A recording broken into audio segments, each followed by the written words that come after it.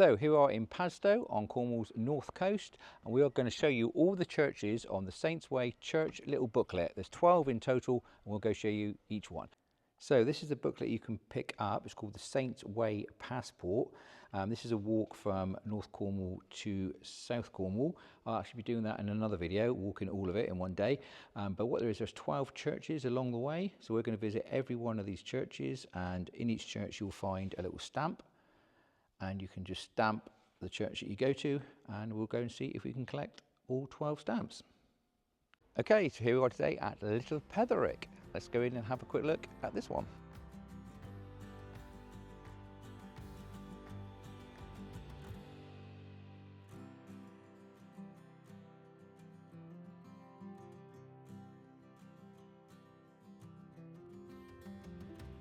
The church at Little Petherick was built originally in the 14th century and was rebuilt in 1745. Since then, it's been restored twice, each time by a famous Gothic architect, initially in the 1850s by William White and the second time in 1908 by Ninian Comper. The church is dedicated to St Petrock, who, according to legend, came this way when he fled to Bodmin from Padstow. The parish is known as St Petrock Minor to distinguish it from Padstow.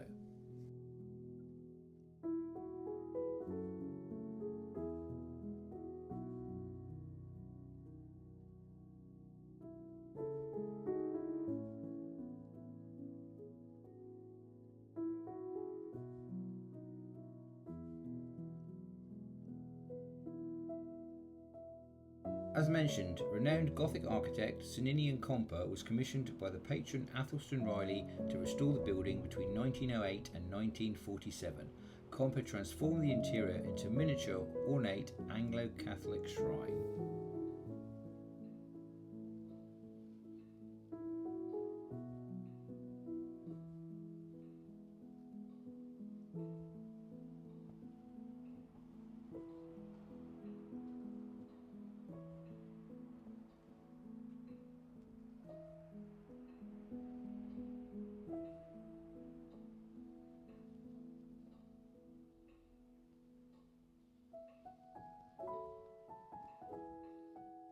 And over here is a chance to pick up your stamp again.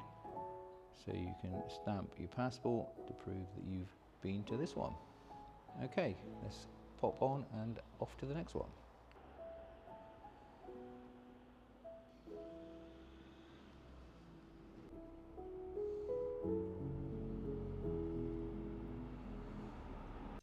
We now move on to the parish church of St Issey, located just south of Padstow.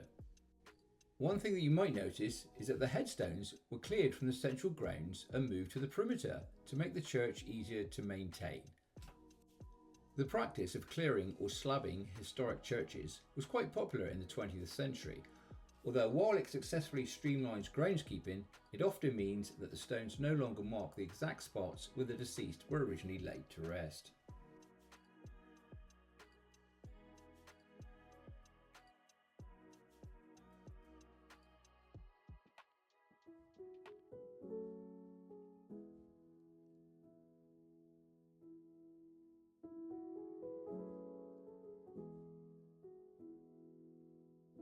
The church dates back to the Norman period with 15th century expansions. Its rich history is defined by a lightning strike, a dramatic 1869 tower collapse and rare medieval survivals.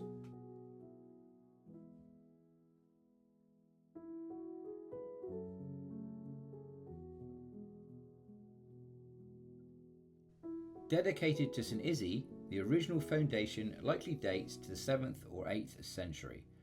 The building was heavily enlarged in the 15th century, during which the south aisle and tower were constructed. As mentioned, a devastating lightning strike in 1869 caused the church tower to collapse, heavily damaging the west end. And then renowned Victorian architect J.P. St Auburn rebuilt the tower and chancel between 1869 and 1871, leaving a legacy of striking Victorian stenciled decorations and a wind-braced roof.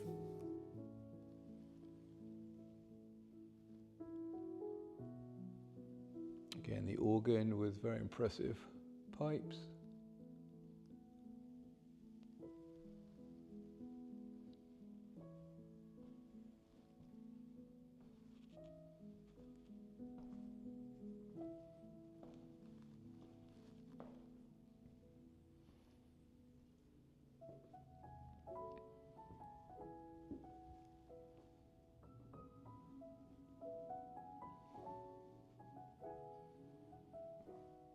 got some toilets in this church. A little child's area, probably for Sunday school.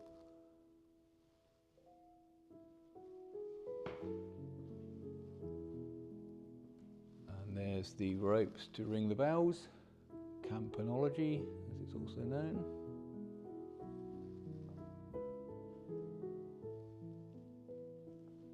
And the font.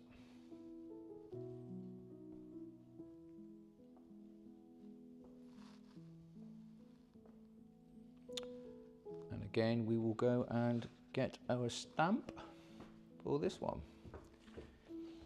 So we are now in St. Issey,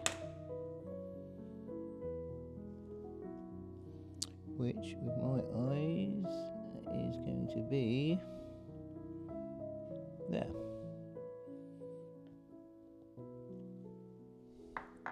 Slightly clearer, that one.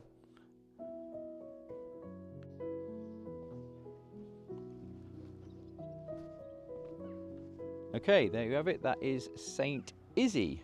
So we'll now head off to the next one.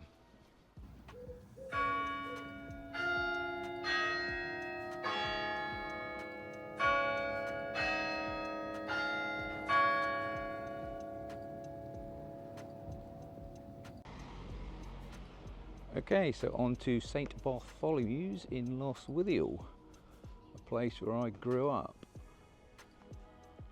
See the clock tower there, and flying the Cornish flag.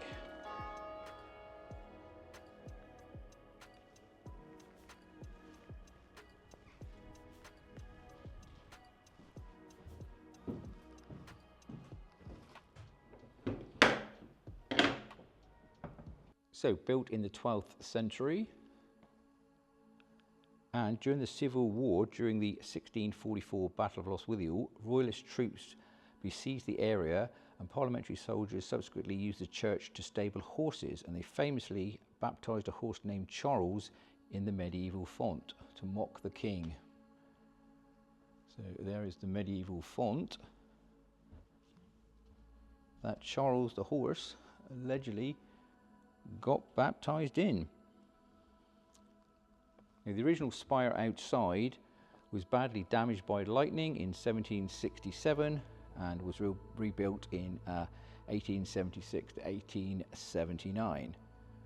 And also there were some medieval remains thought to be Robert de Cardinham, who died in 1234, and his wife, and there's a town called Cardinham quite nearby here.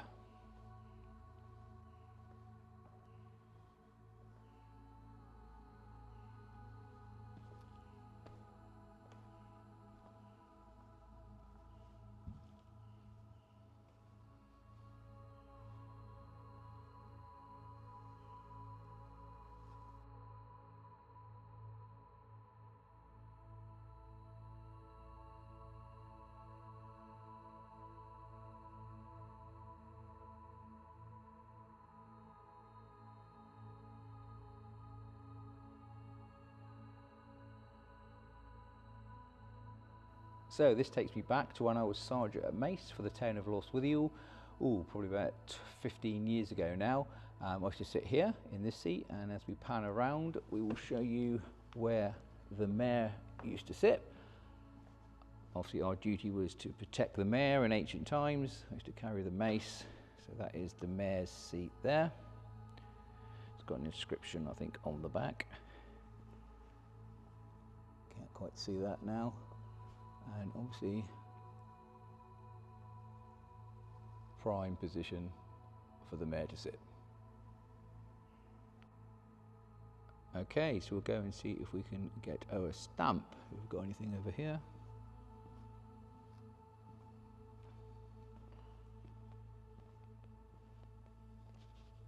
There we go. This is our stamp pad here.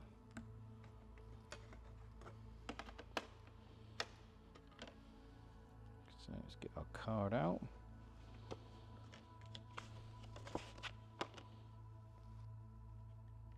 And there we go. We've got 3 down.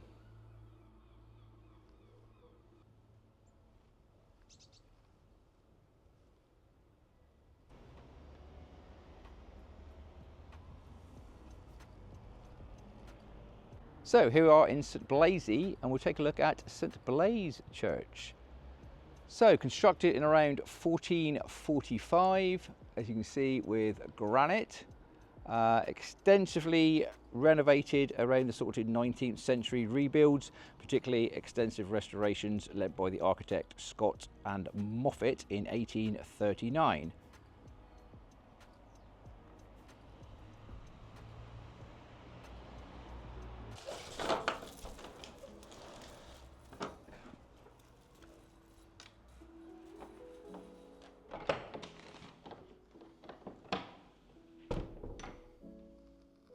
As you can see up there, 1445, St Blaise Church. And there's St Blaise.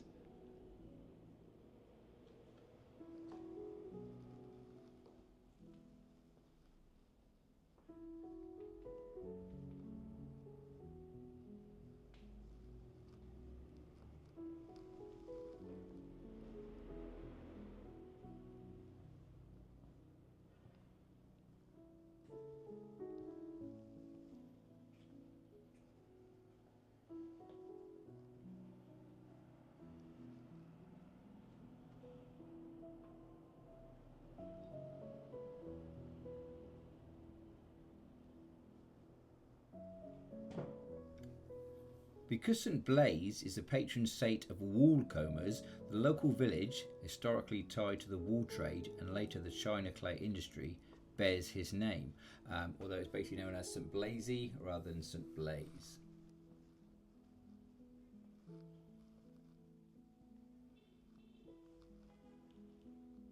As mentioned before, you can spot pieces of medieval stained glass featuring St Blaise around the church and tower.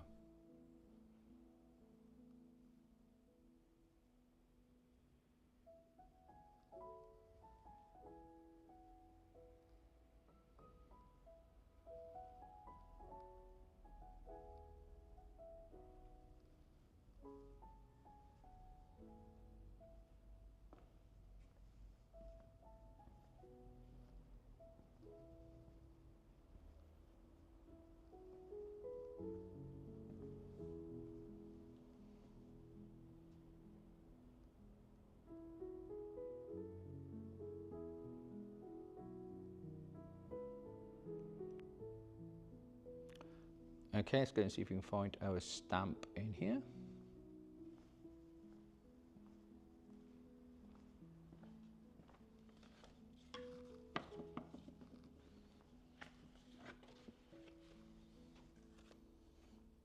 Okay, here we go. So we're looking for St Blaise. My eyes, I can't see that. Where's that to? Okay, so I've discovered why I can't find St Blaise, because I've stamped St Issey in St Blaise. So what we'll do, we'll put St Blaise in St Issey. Okay, nobody will notice. Okay, so there we go. That is St Blaise. Let's head off to the next one.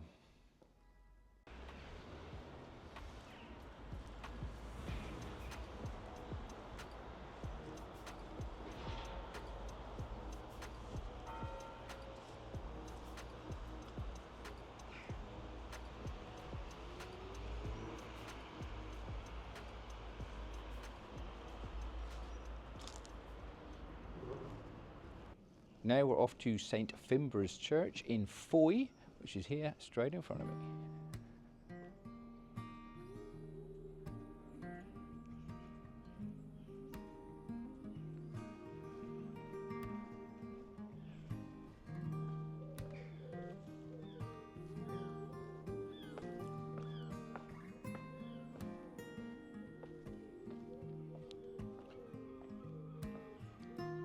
So this dates back to the 12th century.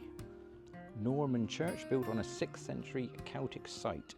Following French raids in 1457, it was rebuilt around 1460 by the Earl of Warwick.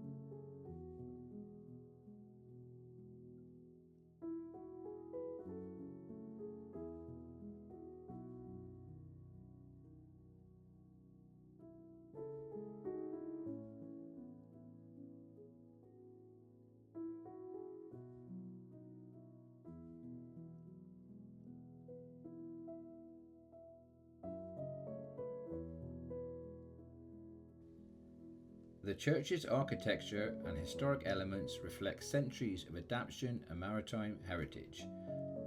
As mentioned, originally a Celtic monastic settlement known as Llangertho, the first stone church was erected around 1150. The sole surviving piece from this Norman building is a 12th century font carved from Cataclysm stone. Above the nave and chancel lies a magnificent 500-year-old carved wooden wagon roof adorned with angels and bosses. The striking hexagonal pulpit was carved in 1601, famously utilising timber salvaged from a captured Spanish galleon.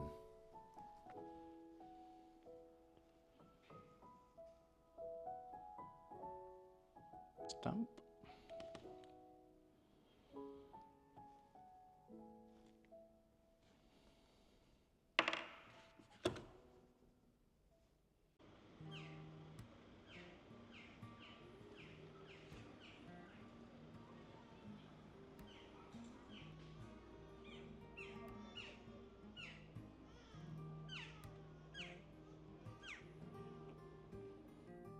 So it's super warm, unusual for Cornwall, and we head to St Sampson's Church in Golant.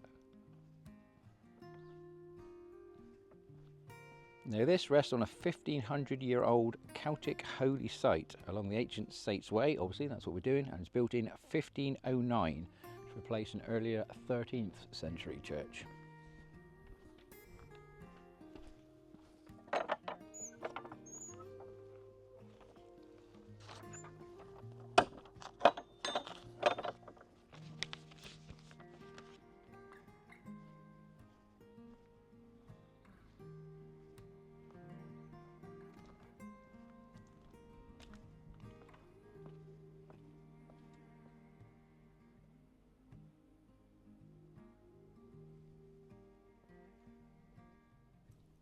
The site is linked to St Sampson, a 6th century Celtic bishop and missionary who established a hermitage and oratory near a natural spring. A stone encased holy well from the 15th century still sits just outside the church porch. The holy well, should we have a look at that first?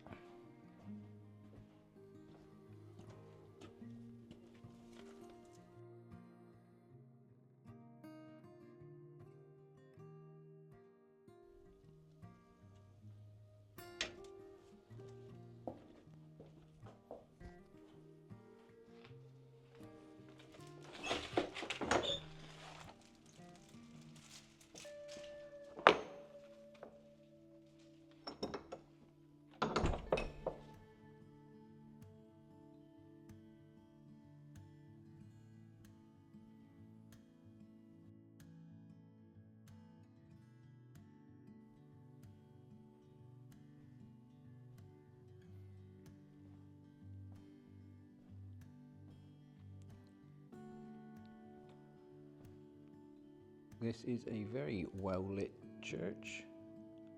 See with the windows basically on every side.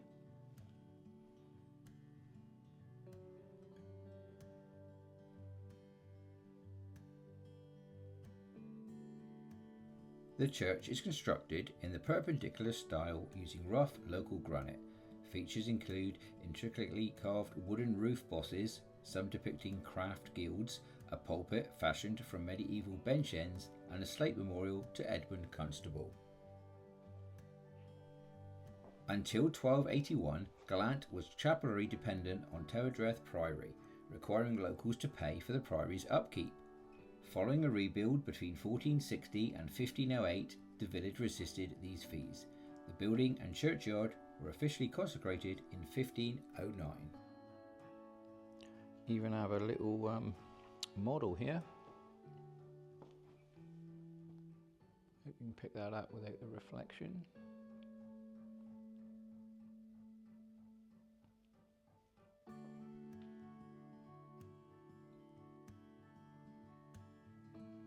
So this is Golant, St Sampson's Church. So we'll go and get our stamp. We'll see if we can get this one the right way up.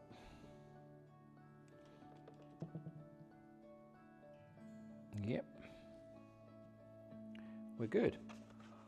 On to the next one, which will be Tywardreath. St Andrew's Church, dating back to the 11th century.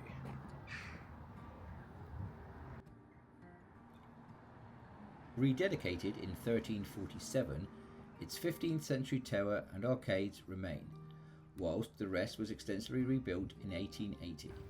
It uniquely incorporates 15th century bench ends, medieval priory stones and the grave of Dr. John Gott, the 3rd Bishop of Truro.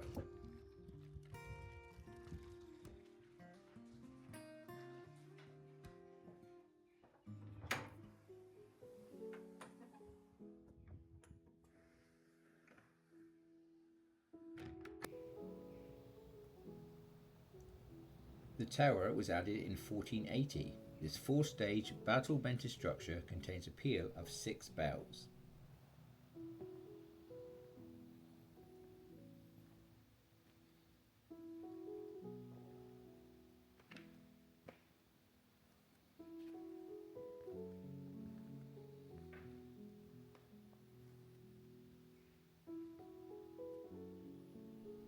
The pulpit was cleverly constructed from 16th century bench ends, and a 15th century stone font still remains in use.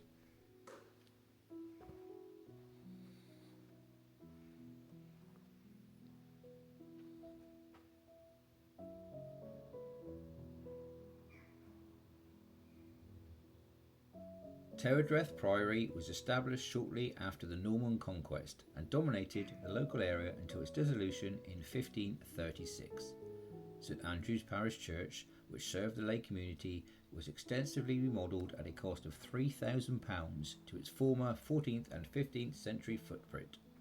The architect for this Victorian restoration was Richard Code of Liscard.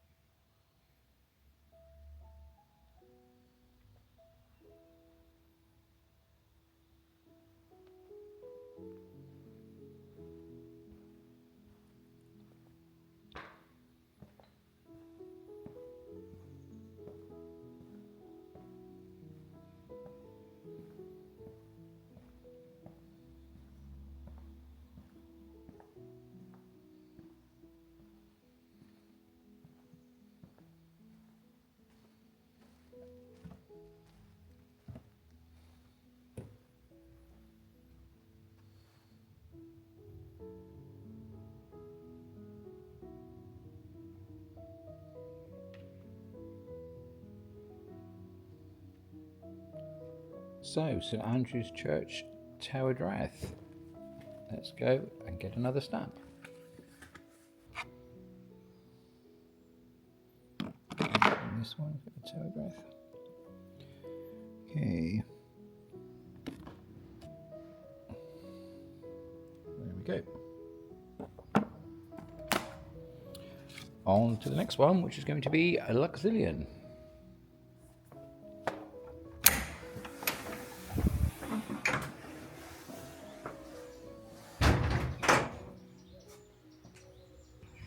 We'll just go out the other way and have a look from the front.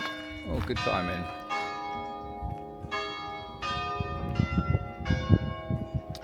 The Cornish flag flying as well. Always nice to see down here.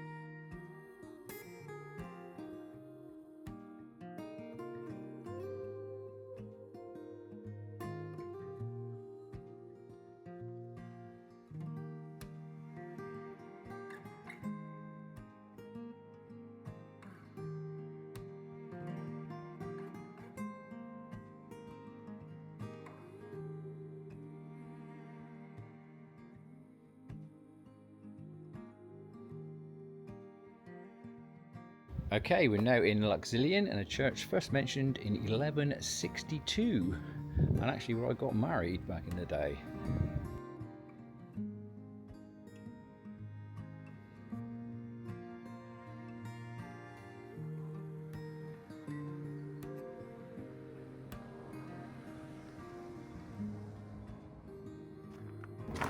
So it looks like you can buy something from the shop and sit here in the church and eat it if you want to. There you go.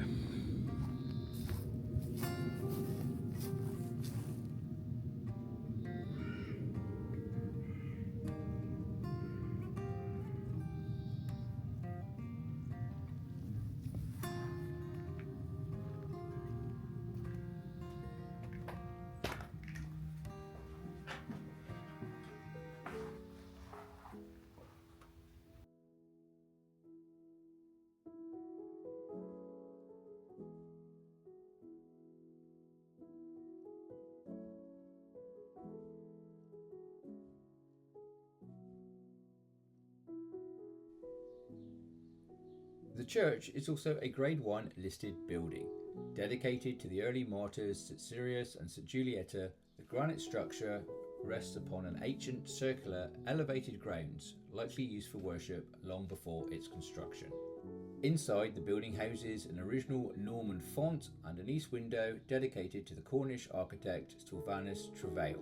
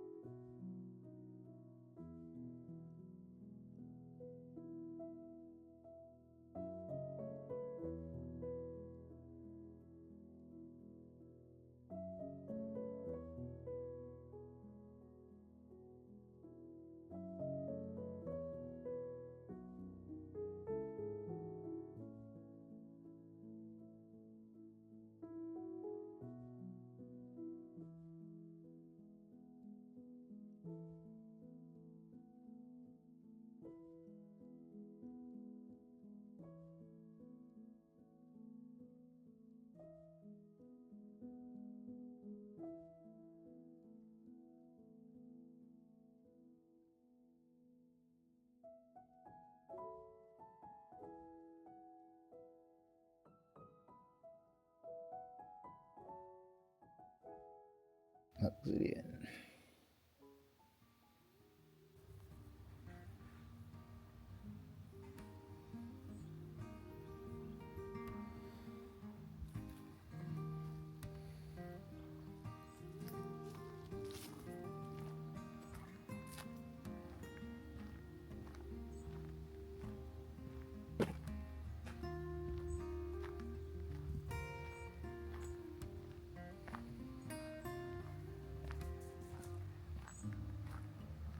So here we are now at Lanlivery for the 15th century church.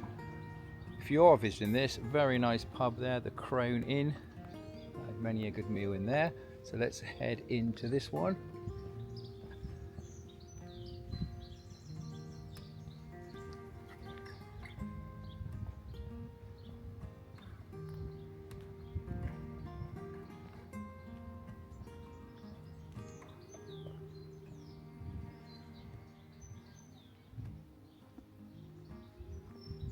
Cornwall's living churchyards.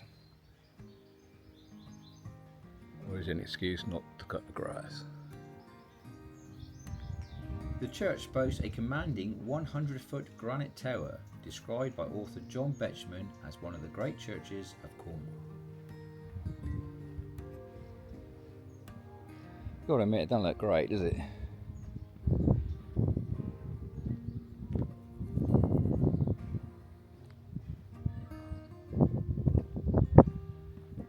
Seems to be what's happening. I think the council do the same with the hedges. Wonderful living hedges. Can't see a thing on the roads or roundabouts, but never mind. Don't know, you get in here, it's here.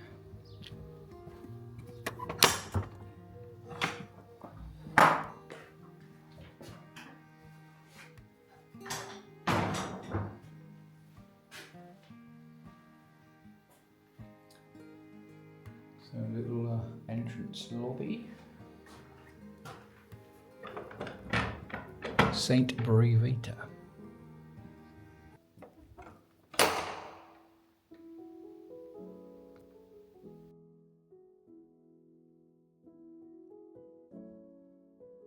The church's documented history includes several fascinating elements.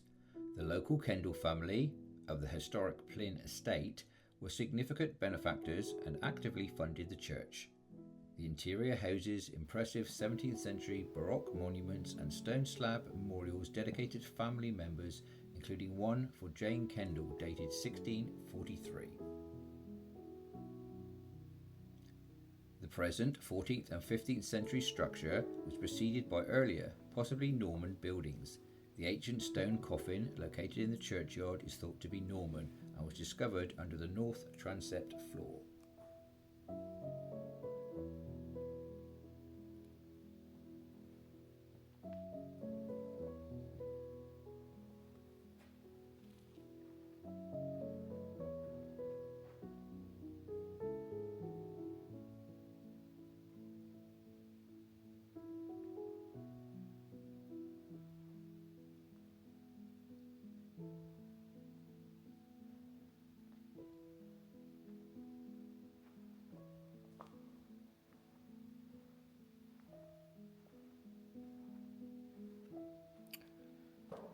Like a little Sunday school room in here.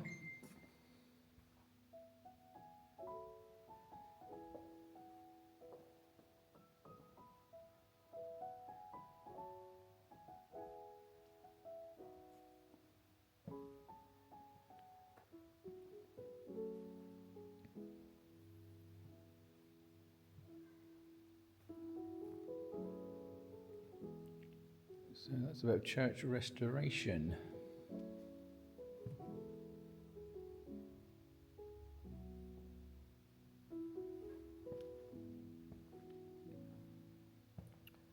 Between 1990 and 1993, early days of the works.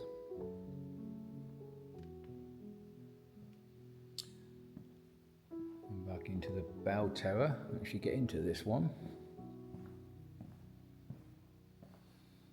There's the ropes used to ring the bells. The iconic tower holds a peal of 8 bells, which feature fascinating historical casting dates, with the oldest ones poured in 1639 and 1700. And there's a little song if you want to sing it. Hark how the chirping treble sings most clear, and covering tom comes rolling in the rear.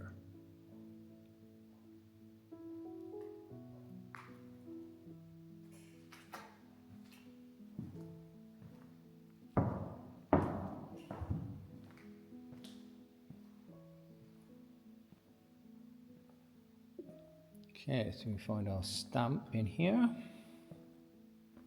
Here we go.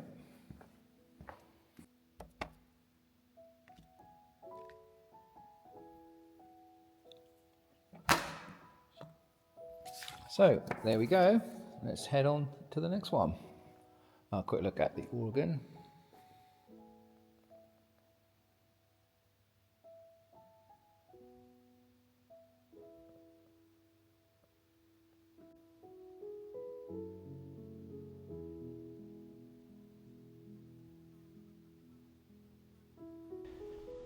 Never ridden Lanivet, off to see the church here. Lanlivet's Anglian parish church is dedicated to St Nivet. A church has existed on the site since at least 1268, but the present building dates preliminary from the 15th and 16th centuries. The church is notable for its very tall, slender, perpendicular style western granite tower and its rich collection of ancient Celtic stone crosses.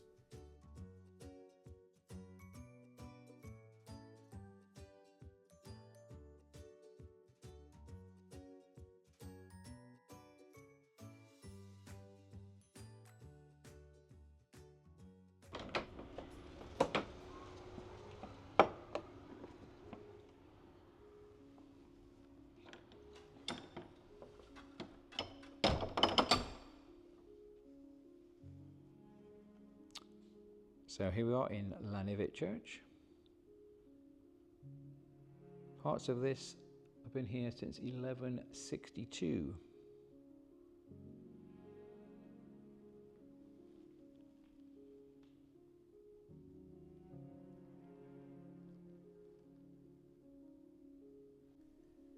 It is popular belief that the church marks the centre of Cornwall, with a 10th century Celtic wheel cross in the churchyard that is reputed to be the actual centre. However, opinions differ on this.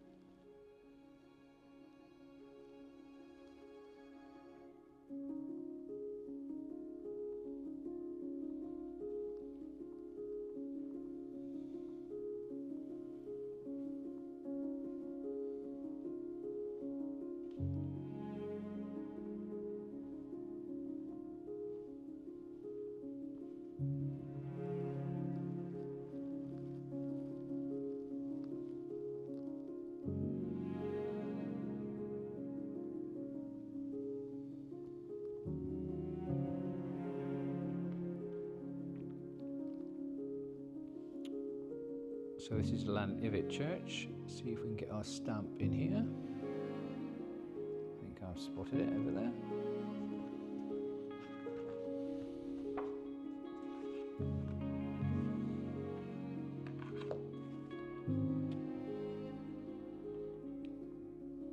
Lanlivery. Okay, so let's head on to the next one, which is now going to be Withiel.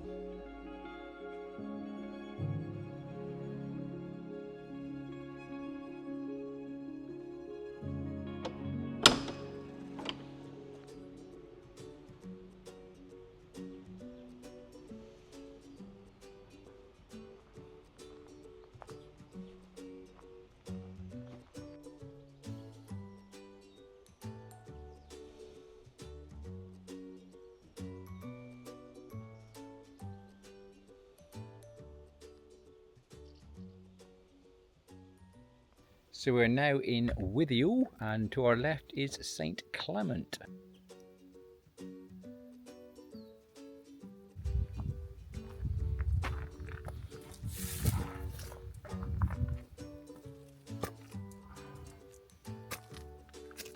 Not exactly sure this is the correct way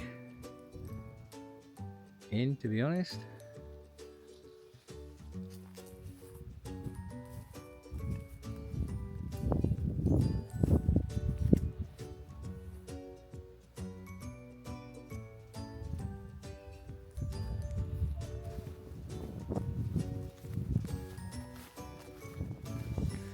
I think we've definitely come the wrong way here.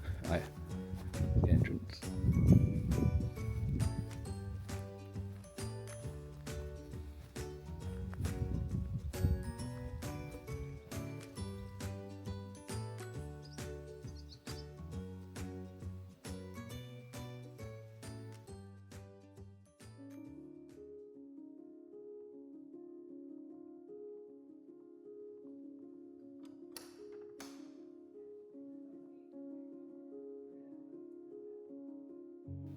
Quite a prominent organ in this one.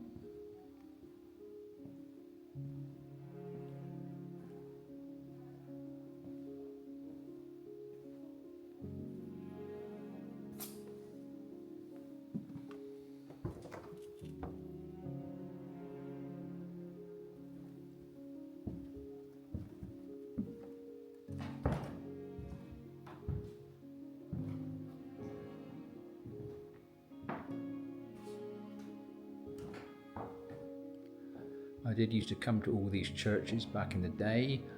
I used to be a meter reader, and there's the meter on the wall.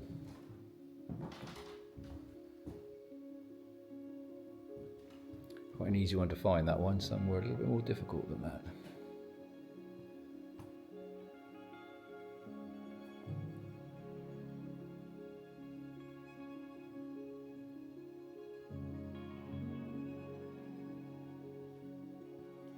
Got the Withiel logo there.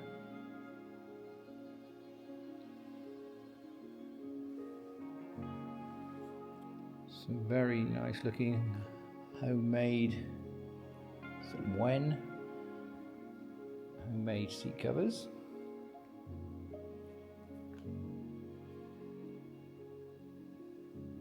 This Grade 1 listed parish church traces its roots back to the 13th century and features a fascinating mix of medieval and early 16th century architecture.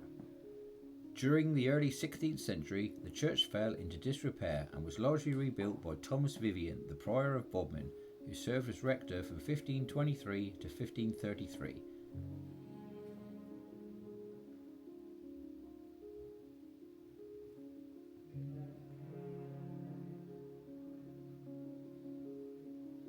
Looks like we can go into the bell tower here as well.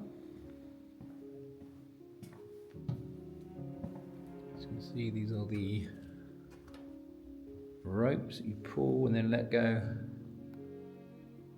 and they go up to ring the bell.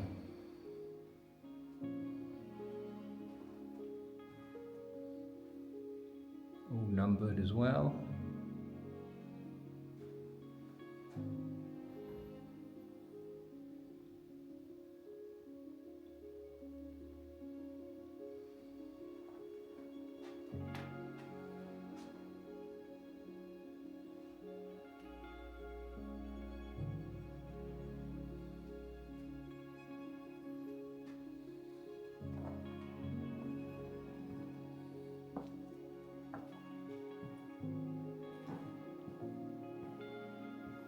Okay, see if we can get our stamp. There it is.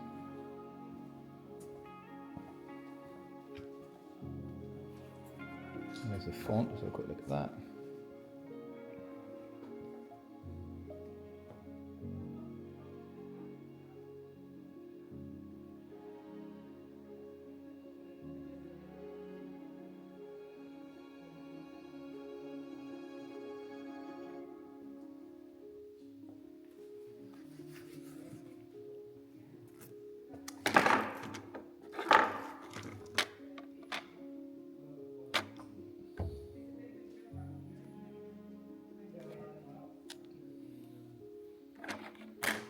Getting there now. So let's head off to the last one on the list, Padstow.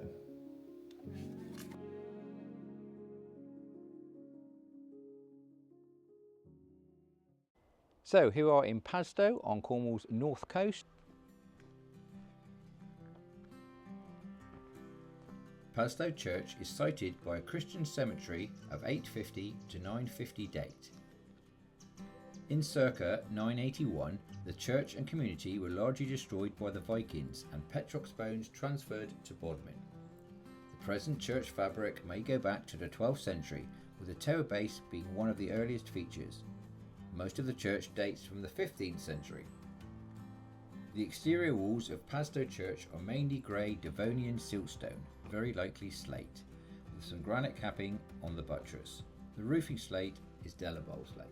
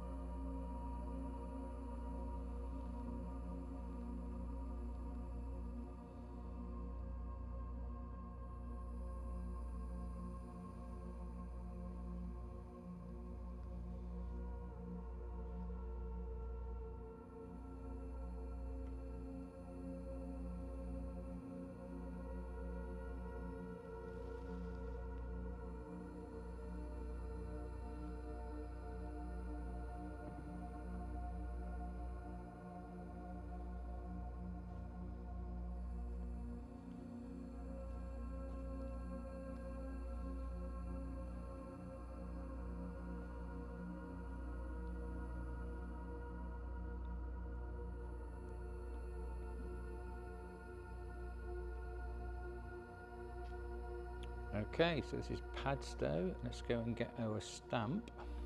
We should be able to complete the card.